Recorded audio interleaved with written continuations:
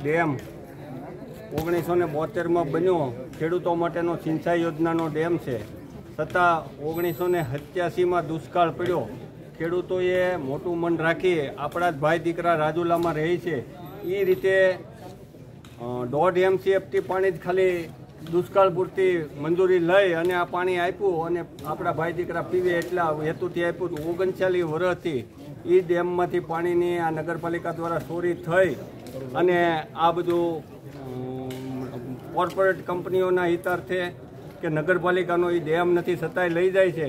તો અમને કાલથી એવા દબાવવામાં આવ્યા કે તમે આ ડેમનો અવાજ ન બની શકો, એવા અમારા ઉપર એક્શનો લેવા માટે અમને ડરાવવામાં આવ્યા, ધમકાવવામાં આવ્યા।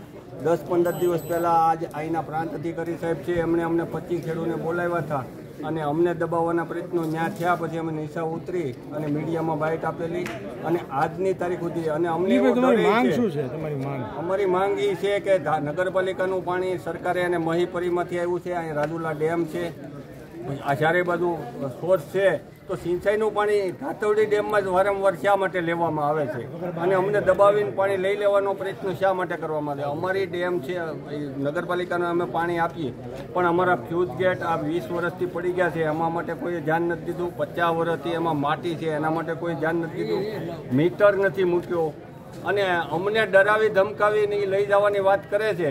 તો અમે ખેડૂત છીએ, હવે થોડા ઘણા ખેડૂત ભણ્યા છે, ખેડૂત દીકરાને બંધારણ વાંચતા આવડે છે, હક અધિકાર હવના હોય। ચીફ ઓફિસર સાહેબ અમને અસામાજિક કહે છે।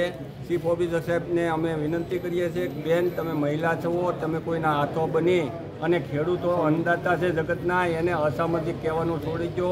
અમે એમ કહીએ છીએ બેન તમે માફી માંગી લો, નહીંતર આવતા દિવસોમાં અમે ચીફ ઓફિસર સાહેબ માફી નહીં માંગે તો એમના પણ આવેદન દઈ અને નગરપાલિકા સામે આંદોલન કરશું।